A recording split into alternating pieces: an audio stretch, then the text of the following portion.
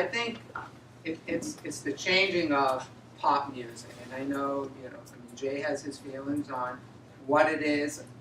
from an artistic value, but I also think that every EDM artist wants to be able to create an identity. And I think that's always kind of been the problem with,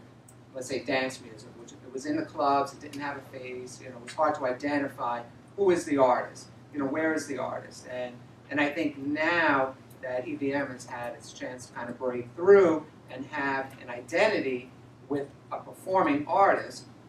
performing over their track, basically, and then the DJ attaching their name to it, even though it's happening, in the reverse, where you have the artist actually attaching their name to the DJ. But both of them are able to become then pop music, and to Gary's point of view, make a living, create a revenue stream, and the EDM artist needs that to break out of just the underground club scene, so that they can make a living and tour and become a bigger name, and then have a demand.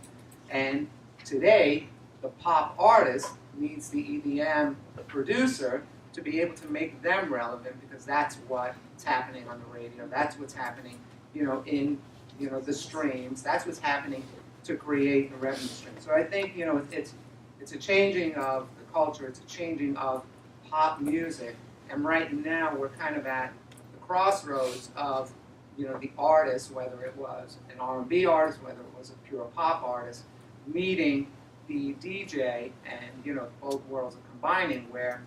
we're sharing a much smaller revenue stream, unfortunately, but both of them are at a point where they